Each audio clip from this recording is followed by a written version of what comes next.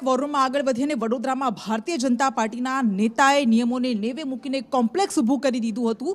જો કે હવે આ કોમ્પ્લેક્સને શ્રી સરકાર કરવાના આદેશ આપવામાં આવ્યા છે નાયબ કલેક્ટર દ્વારા.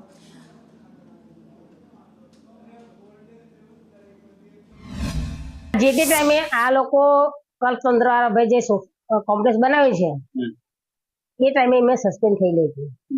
અમારે વારંવાર પૂછવા માટે લોકો આવતા હતા તો મેં ના મંજૂરી આપી, મારે આ વસ્તુ કરવી નથી. તે સમયે મેં સસ્પેન્ડ થઈ ગઈ હતી. 21 ની અંદર સસ્પેન્ડ છે અને 20 પર સસ્પેન્ડ થઈને 21 ની 6 મહિને મેં અસલમાં સ્થાપિત કર્યા. પણ એમાં તે 10મા મહિના અંદર આ વસ્તુ બની છે એટલે જાણી મુજે અમારા નામનું કરી નાખ્યું છે. બાકી મને કોઈ મેં અમને પરવાનગી આપેલી. ભારત દેશ આઝાદ થયો એ પહેલેથી શ્રીમંત ગાયકવાડ સાહેબની સરકાર વખતે મારા વાઘોડિયામાં, મારા કરજણમાં, મારા પાદરામાં અનેક જગ્યાએ મિલકતો લોકોને પટથી કે પટેથી આપેલી છે. એ મિલકતોની અંદર 2-2, 3-3, 4-4 પેઢી સુધીના લોકોના નામ એન્ટ્રીથી પડેલા છે.